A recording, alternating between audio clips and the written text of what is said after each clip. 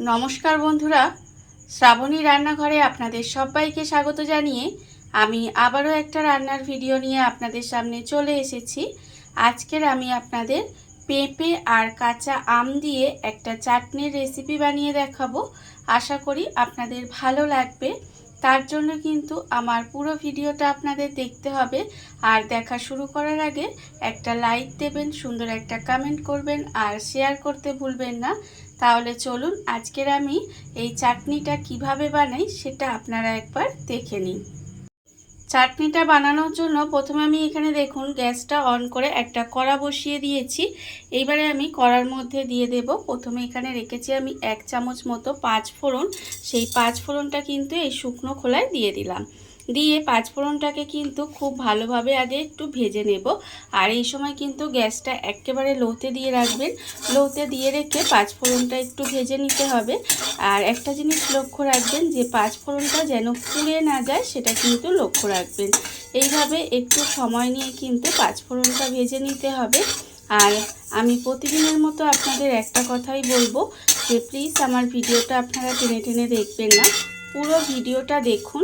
আশা করি আপনাদের ভালো লাগবে। দেখুন এই চাটনিটা বানাতে কিন্তু ভীষণই কম উপকরণে চাটনিটা হয়ে যায় আর খুব চটজলদি কিন্তু চাটনিটা তৈরি হয়ে যায়, খেতে কিন্তু অসম্ভব সুন্দর লাগে। দেখুন আমি কিন্তু 5 ফোড়নটা এইভাবে একটু ভেজে নেব। 5 ফোড়নটা আমার এখানে ভাজা হয়ে গেছে। এইবারে 5 ফোড়নটাকে কিন্তু আলাদা করে ঢেলে নেব আর ঢেলে নিয়ে 5 ফোড়নটা গুঁড়ো করে নেব। 5 ফোড়নটা আমি এখানে ঠান্ডা করে গুঁড়ো করে আলাদা করে রেখে দিয়েছি। আর অন্যদিকে কিন্তু আবারও গ্যাসটা অন করে কড়াটা বসিয়ে দিয়েছি। এইবারে আমি চাটনিটা বানাবো, তার জন্য আমি দিয়ে দেব এখানে দেখুন অল্প একটু সরষের তেল।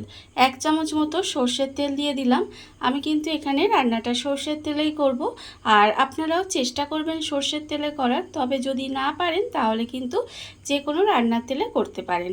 দেখুন তেলটা কিন্তু আমার এখানে প্রায় গরম হয়ে গেছে। তেলটা যখন গরম হয়ে যাবে তখন আমি এর মধ্যে দিয়ে দেব একটা ছোট্ট শুকনো লঙ্কা। আমি তেলের মধ্যে দিয়ে দিলাম। তেলের মধ্যে দিয়ে আমি একটু নাড়াচাড়া করে ভেজে নেব। শুকনো লঙ্কাটা কিন্তু প্রথমে আমার এইভাবে একটু তেলের মধ্যে দিয়ে ভেজে নিতে হবে। যখন দেখবেন এটা প্রায় ভাজা হয়ে আসছে তখন কিন্তু এর মধ্যে দিয়ে দিতে হবে সর্ষে। এখানে আমি অল্প একটু কালো সর্ষে কিন্তু ফোড়নে দেব, খুব বেশি দেওয়ার দরকার নেই, অল্প সামান্য একটু কালো সর্ষে ফোড়ন দিলাম। দিয়ে এবারে সর্ষে আর শুকনো লঙ্কাটা কিন্তু এইভাবে একটু সময় ভেজে নিতে হবে। যখন দেখবেন এইভাবে সর্ষেটা ফটফট করে একটু আওয়াজ হচ্ছে তার মানে কিন্তু এটা ভাজা হয়ে গেছে।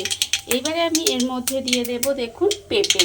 এখানে কিন্তু পেঁপেটা আমি গ্রেট করে রেখেছি, ছোট গ্রেটার দিয়ে পেঁপেটা গ্রেট করে রেখেছি। সেই পেঁপেটা কিন্তু প্রথমে এখানে দিয়ে দিতে হবে। দিয়ে একটু তেলের সঙ্গে পেঁপেটা দিয়ে ভেজে নেব। দেখুন এইভাবে কিন্তু পেঁপেটা দিয়ে একটু ভেজে নিতে হবে। আর পেঁপেটা কিন্তু মানে গ্রেট করার আগে প্রথমে খোসাটা ছাড়িয়ে খুব ভালোভাবে ধুয়ে নেবেন, তারপরে কিন্তু গ্রেট করে নেবেন, তাহলে কিন্তু আপনাদের সুবিধে হবে। দেখুন আমি এখানে পেঁপেটা দিয়ে তেলের মধ্যে কিন্তু এইভাবে একটু সময় নাড়াচাড়া করে ভেজে নেব। গ্রেট করা পেঁপেটা কিন্তু আমি এখানে তেলের মধ্যে দিয়ে একটু নেড়ে চেড়ে ভেজে নিয়েছি। আর এই চাটনিতে কিন্তু খুব বেশি তেল দেওয়ার দরকার নেই, খুব সামান্য অল্প তেলেই কিন্তু হয়ে যায় আর খেতে কিন্তু ভীষণ ভালো লাগে। দেখুন পেঁপেটা আমার এখানে ভাজা হয়ে গেছে। এইবারে আমি এর মধ্যে দিয়ে দেব কাঁচা আম। কাঁচা আমটাও কিন্তু আমি এখানে গ্রেট করে রেখেছি, সেই কাঁচা আমটাও এর মধ্যে দিয়ে দিলাম। দিয়ে এখানে আমার একটা কাঁচা আম আছে আর পেঁপে আছে আমার এখানে একটা মাঝারি সাইজের পেঁপের আধখানা আমি দিয়েছি। দেখুন আমটা দিয়েও কিন্তু খুব ভালোভাবে একটু মিশিয়ে এইভাবে রান্না করে নেব। আপনারা কি কোনোদিনও এইভাবে পেঁপে আর কাঁচা আমের চাটনিটা বানিয়ে খেয়েছেন? যদি না খেয়ে থাকেন তাহলেও আমাকে কমেন্ট করে জানাবেন, আর যদি খেয়ে থাকেন তাও কিন্তু আমাকে কমেন্ট করে জানাতে ভুলবেন না। দেখুন আমি কিন্তু আমটা দিয়েও এইভাবে একটু সময় মিশিয়ে রান্না করে নিয়েছি। এবার আমি এর মধ্যে দিয়ে দেব আন্দাজ মতো নুন আর দেব আমি এখানে 1/2 চামচ হলুদের গুঁড়ো। আমি আগেই বলেছি যে এই রান্নাটায় কিন্তু খুব বেশি উপকরণ লাগে না, কিন্তু খেতে অসম্ভব সুন্দর হয়। বিশেষ করে শেষ পাতে এই চাটনিটা যদি থাকে তাহলে কিন্তু মানে কি বলবো, ভীষণ ভীষণ ভালো লাগে। যাই হোক, এইবারে এইভাবে নুন আর হলুদটা দিয়ে কিন্তু একটু সময় আমি রান্না করে নেব, মানে খুব ভালোভাবে একটু মিশিয়ে একটু রান্না করে নিতে হবে। নুন হলুদটা দিয়ে কিন্তু খুব ভালোভাবে মিশিয়ে নিয়েছি। মিশিয়ে নিয়ে আবারও কিন্তু একটু সময় এইভাবে রান্না করে নিয়েছি। এইবারে আমি এর মধ্যে দিয়ে দেব জল। এখানে কিন্তু খুব বেশি জল লাগবে না। দেখুন আমি এখানে হাফ বাটি জল নিয়েছিলাম, তারও কিন্তু এইটুকু আমি আর দেব না, মানে খুব অল্প পরিমাণের একটু জল দিতে হবে, খুব বেশি জল দেওয়ার দরকার নেই। দেখুন এবার কিন্তু আমি গ্যাসটা লোতে দিয়ে এইভাবে একটু সময় রান্না হতে দেব।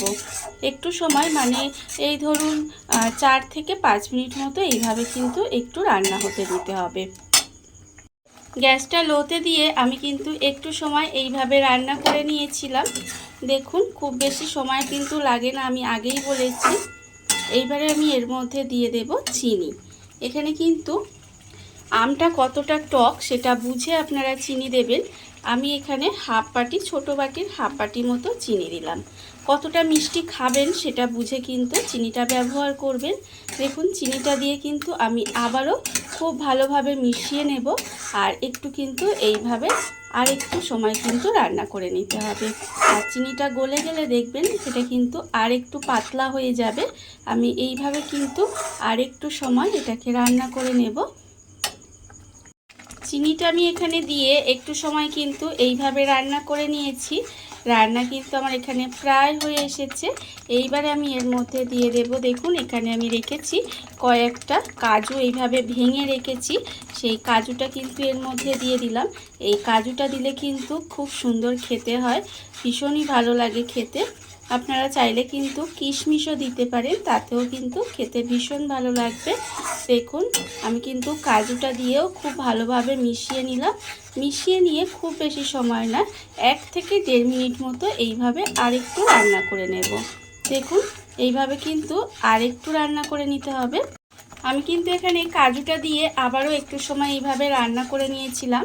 রান্না কিন্তু আমার এখানে হয়ে গেছে।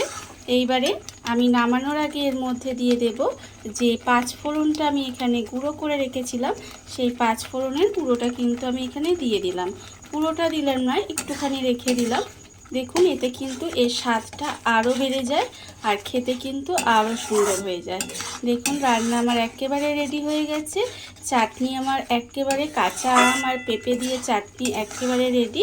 আপনারাই বলুন, এটা কিন্তু ভীষণ খেতে হয়। আর আমি বারবার আপনাদের বলছি যে একবার হলেও কিন্তু এইভাবে চাটনিটা বাড়িতে বানিয়ে আমাকে কিন্তু কমেন্ট করে জানাতে ভুলবেন না যে আপনাদের কেমন লাগলো। দেখুন চাটনি আমার রেডি হয়ে গেছে। এবারে আমি গ্যাসটা অফ করে দেব আর আপনাদের পরিবেশন করে দেখাবো ঠিক কেমন হলো। দেখুন বন্ধুরা, বাড়িতে থাকা কত অল্প উপকরণে, কত অল্প সময়, কত সুন্দর একটা কাঁচা পেঁপে আর কাঁচা আমের চাটনি তৈরি হয়ে গেছে। আপনারা দেখতেই পেলেন। আর এটা কিন্তু প্রথম থেকেই বলছি খেতে অসম্ভব সুন্দর হয়। এইভাবে কিন্তু আপনারাও একদিন হলেও বাড়িতে বানিয়ে দেখতে পারেন। আর এই ভিডিওটা যদি আপনাদের ভালো লেগে থাকে, আপনারা যদি ফেসবুক থেকে দেখে থাকেন পেজটি ফলো করে দেওয়ার অনুরোধ রইল। আর যদি ইউটিউব থেকে দেখে থাকেন চ্যানেলটি সাবস্ক্রাইব করে নেওয়ার অনুরোধ রইল। তাহলে চলুন ভিডিওটা আমি এখানেই শেষ করছি। আপনারা সবাই ভালো থাকবেন, সুস্থ থাকবেন। আবারও হাজির হব নতুন কোনো রান্না নিয়ে।